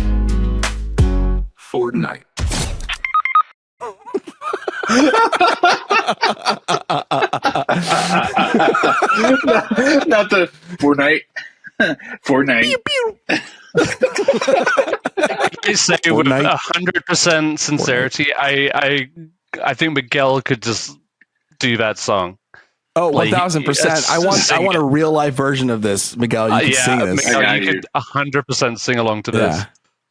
Karaoke this year's really good. That personal touch. Fucky AI, you could do this, baby. If we can find a way to actually, any musicians listening out there that can recreate this and make it better, let's get together and do this thing, and then let's play Fortnite. And then let's play Fortnite. You know what I mean? We need to get drunk Fortnite on New Year's and jam to this I was on repeat. I think it blows my mind that they don't say our names. Is Luis is LA, I'm Denver, and Ed is Houston. Yep. Which is kind of a dope ass fucking nickname for all of us. Yo, LA, let me talk to you for a second. Yo, what's up, Denver? What's up, Denver? Denver, shut up for a minute. Hey, hang on. Houston, cook. You know what I mean? Dude, fuck! It's fuck AI until it does something I love. Okay, I love this shit. Well, it was so easy. It was like literally, it was a program called Suno, and I literally put in a prompt. It was like do a country rap song about 3 people doing a podcast called Punch Drunk Nerd on a Wednesday. One lives in LA, one's in Denver as a gamer, and one's in Houston, a British cook or something like that. And then and then I said period, and I said we just want to play Fortnite. And then it just took all that, bro, and made a couple iterations, and then I was like, I found the one. But yeah, that was super easy. That was us. You know what I mean? I feel seen. That was us. Well, you know what? I chose the country vibe for you, Miguel. Like, I feel like that was like, yes. I was like, where are we going to go as far as music goes? And I was like, well, I think Miguel would appreciate kind of a country twang to it. And I do. There you go. It's very fitting. As much as I was just like, why did I have to be country? But the more I listened to it, I know. It made sense. And I was just like, okay, I dig it. We can have different iterations. We could try to get it. Again, if you want to help us make some music, let us know. Let us know. All right. Well, hey guys, I'm gonna let you guys talk one more little thing before you guys go. But I'm fucked up tonight. I'm just too fucked up tonight. I got to get going. All right. Yeah. All right. Fuck yeah. But no, I love you guys. Miguel, I'm out. All right, dude. Thank you so much, you guys. Peace. Peace. How do I fucking all right, Ed. this thing? Hang on. Get off Miguel. Fuck Miguel, right? You know what I mean? Yeah. Okay, so let's talk.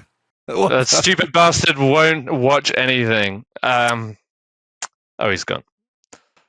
No, it's good because you and me, we're watching. I guess we're talking about what we're into, but really, this is kind of like a secondary review of Alien Earth. You know, I feel like this is a show that I want to talk about every week until I don't. I don't know if you feel the same way.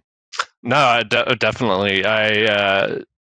My only hesitation is like I know Miguel is not going to keep up with it as much as he says he loves the premise and stuff. He's not going to keep up with it. I wonder if he's finished the second episode or not. I can bet you $100 right now he has not. He did not go back and finish that. I mean, it's God so bless good, him, but especially because he's an Alien fan. But I mean, yeah. He's but no, yesterday I was what was it, Monday I was like, oh good, the new Alien's gonna be out now. Then I remembered it was Tuesdays, so but which kind of works because it'll be fresher on the mind. But yeah, 100%. Dude, I'm gonna keep up with it. No, same. It's something I'm like actually like I don't know, looking forward to now. It's really fun. And because I watched Weapons last night, and then I watched it at my showing's at 9:40, which really means it played at 10:10. That means I didn't get home to like 12 something, and then afterwards I was like, I'm gonna fucking put on Alien Earth, and I did. So it was like back to back horror. Tuesday and horror. I was just totally, and I had the lights off and my TV watching Alien Earth. I like. So yeah, this is the third episode.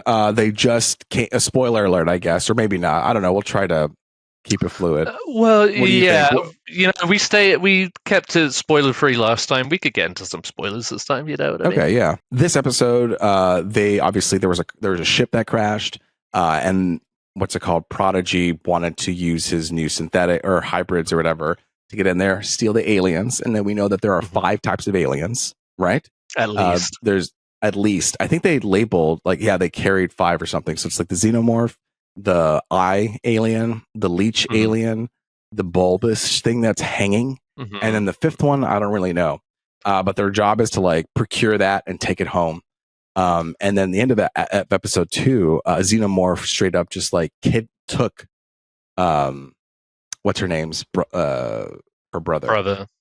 I'm blanking on his name all of a sudden. I'm just completely mangling this Alien Earth thing, but I feel like if you've watched it, you know what's going on. Yeah, exactly. Wendy's brother. If you wanted to hear us talk about Alien Earth and it's Joe, if you want to hear us talk about Alien Earth and its fullest, and you're like, what are you guys even talking about? Go to last week's episode. We do a better job of kind of prefacing everything. I feel like we know what the show is, so we're just going to be a lot more off the cuff here. Yeah. So episode 3, what were your thoughts on the new one?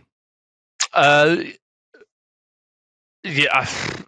were like a couple of moments where I was like, gasping, because it dives right into the action where we left off in the previous episode, with Wendy. For context, the xenomorph took Joe after they had found, I guess, the nest, as it were.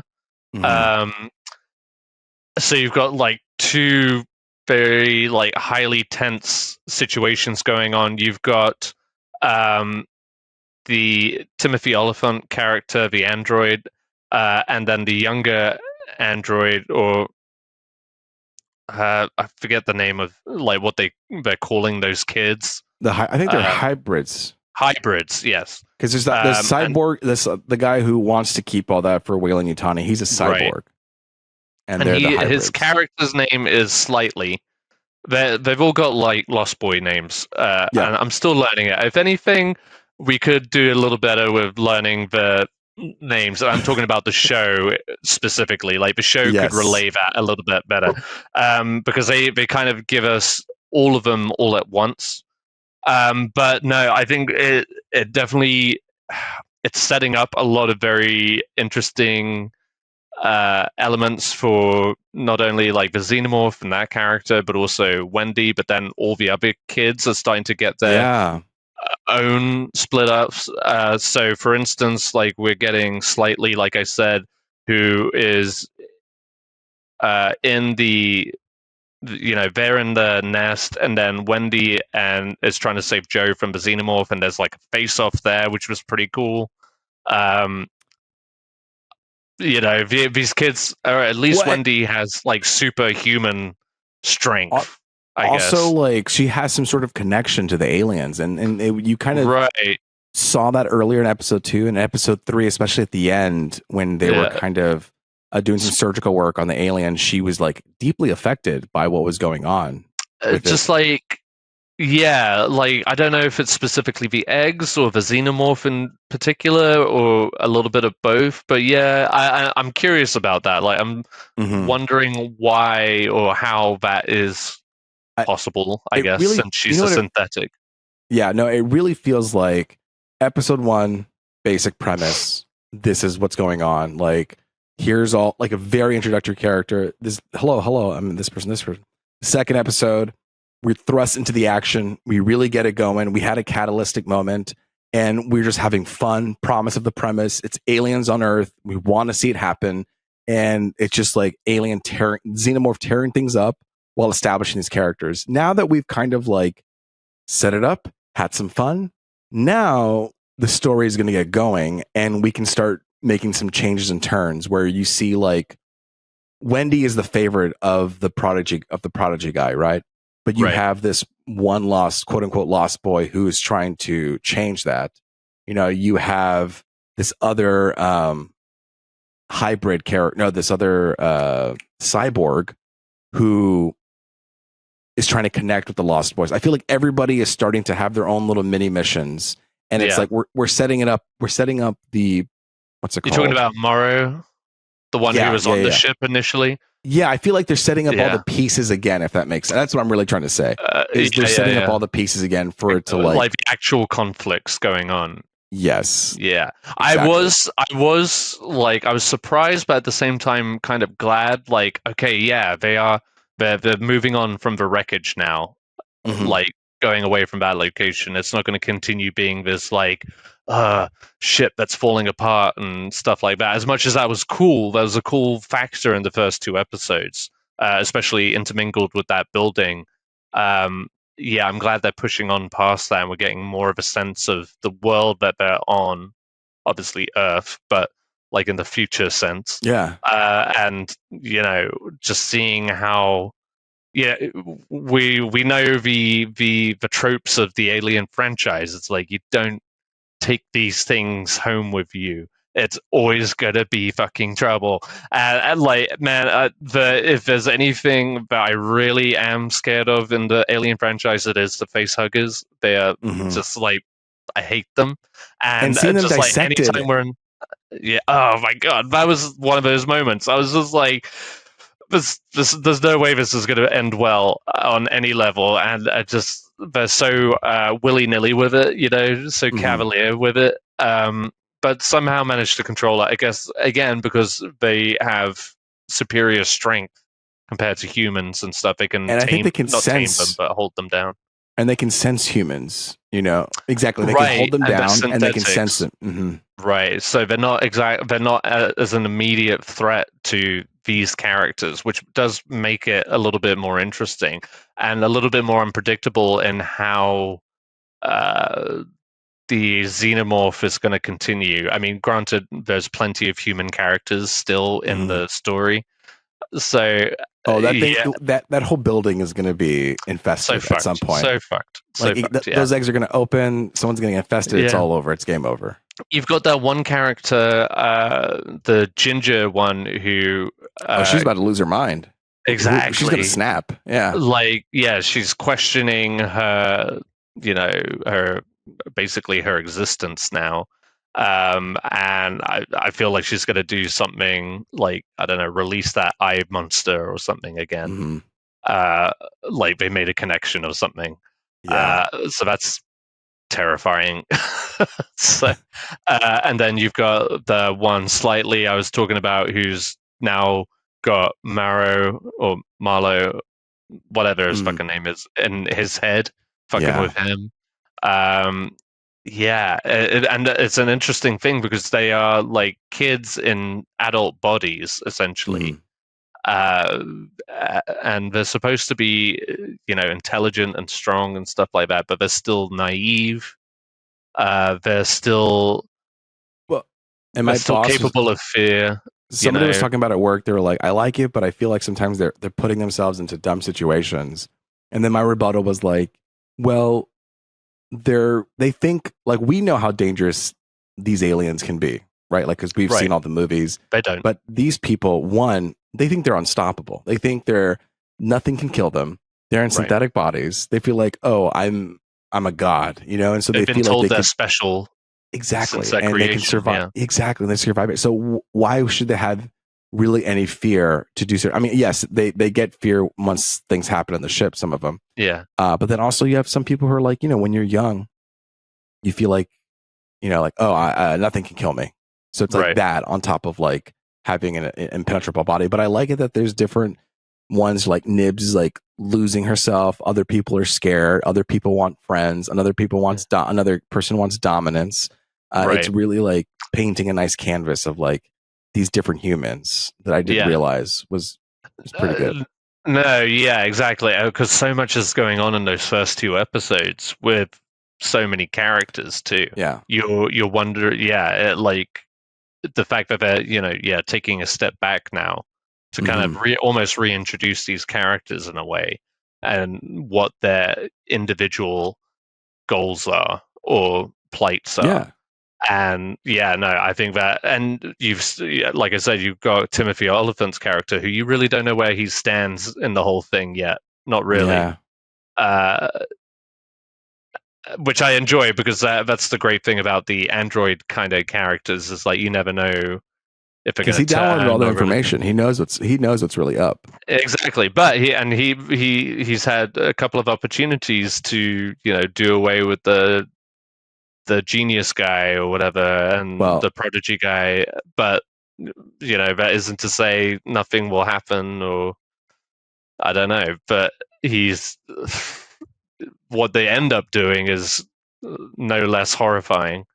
I guess pulling out that xenomorph seed. Oof. I saw something online about like, why was there, they were saying how that when the prodigy guy, I keep forgetting his name, I'm just calling him the prodigy guy. Yeah. When he shows up, there's this one egg that's exposed and it's not in a cage. And somebody was like, oh, Timothy Oliphant's character left that egg out on purpose so that it would force the prodigy to stay out. It's like, hey, that thing's going to get you. It's going to infect you. And if any humans get nearby. And then he was like, okay, yeah, you're right. You know what? You're in charge of this now. I give you full authority. And he's like, all right, you gave me full authority. Now I'm going to do what I want to do. And how he was kind of like, take that literally. Yeah. Yeah. And so I was like, oh, that's an interesting take. It's like, you really can't trust. Because I was wondering, like, why is that out in the open? Yeah. I was thinking too. I was like, why is it out in the open? It should be contained. You stupid fucks. And so they were saying like, oh, you might have done it on purpose to instill fear and then gain control. And I was like, oh, that's interesting. Because he made that point to, I guess, Wendy, saying like, you guys were, you guys are this now, but you were just like meat, like humans, you were susceptible to these things. And just because you haven't experienced fear or anything like that doesn't mean. So that's interesting. He's playing the long game, I guess. Long game. Whatever. Yeah. You can't really trust any of these synthetics. No, I mean, and even amongst themselves, you have that kind of, like you were saying, that competitive one who wants to be above Wendy, and it's that childish competitiveness, Yeah. It's just like, she's your favorite. It's like, Yeah. so I'm your favorite now. It's like, well, no, you still Yeah, got to prove exactly. yourself. Yeah. It's like, yeah, it's actually, and he's just manipulating all of them. It's like, yeah, Wendy is special because she was the first one or whatever. But he ultimately doesn't give a fuck. He's more focused on the creatures that they're bringing in, kind of thing. Yeah. So many And it's interesting all power just an dynamics. experiment. Yeah. So many Yeah, interesting power exactly. dynamics where it's like they're kids in adult bodies, but they're in very strong bodies, which can take down anybody. But they're kids, and they're not smart. And then you have this trillionaire who's incredibly smart, but he's kind of Weak. immature. You know what I Right. mean? And then you have this very older human, very wise character, but she's the one who kind of makes them into humans, but she's a Oh, sure. human and she's older and she's fragile, but she's very emotionally and soulfully smart. And then you have the xenomorphs who are like incredibly deadly, but are Yeah. animals and can, Mhm. and so it's just like, it's like you're powerful, but you're not. You're powerful. You're not powerful, but you are. And I feel like everyone, it's like a very clever, like rock, paper, scissors game, where someone could outrank each other at any moment. And I just think I think that's just so fascinating to me, the way that they've set up all these different power dynamics where it's like, Yeah. you have strength at this moment, but then at this moment I could have strength. And I don't know. Which is interesting that you bring that up because in that, looking at it like that, you've got Morrows, who is a cyborg who has. You get the sense that he has that line where he's saying like, this mission has been like the last however many years of my life or whatever. Mhm. And so he has experienced it, and he knows how to take down a xenomorph if he has to, kind of thing, and he's adapted and survived, and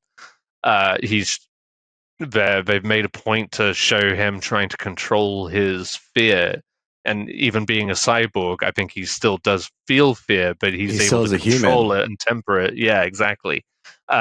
Which, like, he's prepared to take on the xenomorph, but at the same time, he's trying to kind of like camouflage himself as like a non-threat or whatever. So yeah, that's interesting. And he's like basically, I mean, I think the Kutani, is it that the Wayland Kutani or Wayland, so it's Wayland Yutani, and Yutani? I'm I sorry. think it's God, I don't know. Listen, I'm sorry, listeners. I think it's a partnership. Like Yutani is one It's of like a the joint. Wayland Yutani. Yeah. And the Yutani lady is trying to, usher him home, but at the same time, kind of goading him. It's like, well, your mission's come, you failed, so you might as well just come back. Probably under threat of like, taking him out.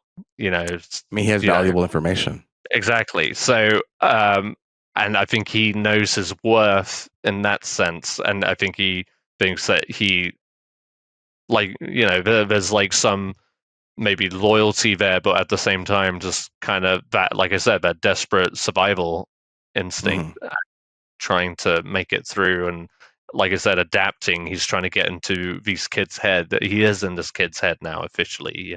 Man, he says that line. He's like, "Hey, but I need a friend. You said that everybody needs a friend. Will you be my friend?" And when the kid's like, "Okay, I'll be your friend," he's like, "Got him." You can see it in his eyes. He's like, "I got that, mother." It's like, thank you. I feel better already.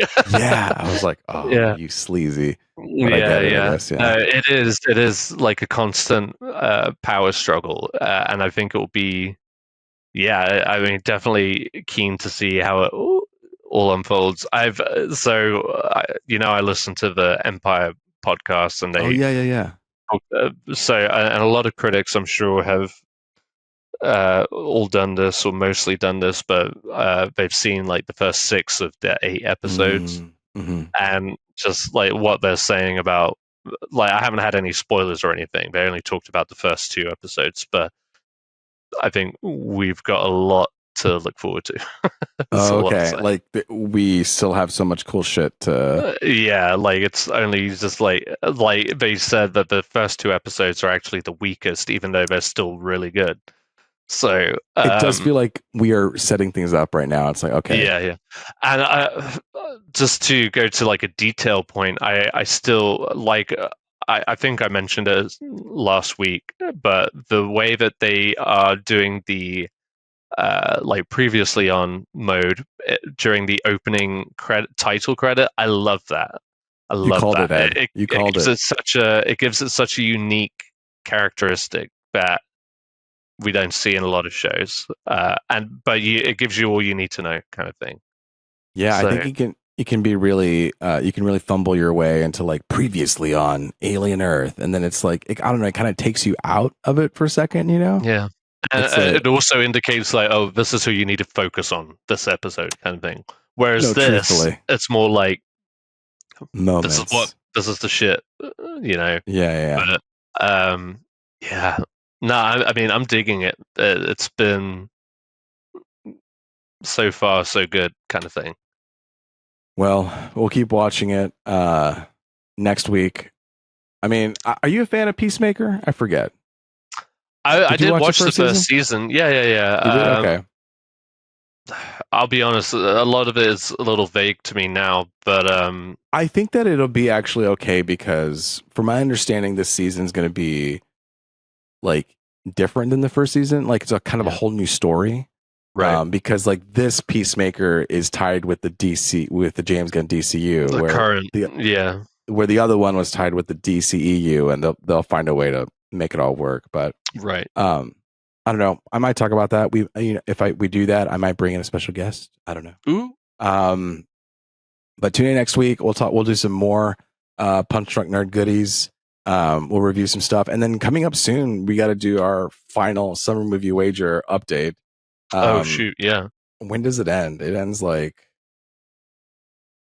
September 1st, I think. Hang on. Oh my god. Okay, September 1st. I'm actually gonna be in Disney World on September when we record September 3rd. That kind of I don't know if that pans out or not, but like that's like the day before I go to Chicago. So unless we record like a day or two earlier, that could work for me. Okay. Well, I have to take it up with Miguel, I guess. But yeah, we're figuring out live, as you can tell. Okay, cool. Well, tune in next week. We'll have some more good shit. It's been me, Luis Gonzalez. With me's been Ed Bull. And until next time, later, Gators. Later.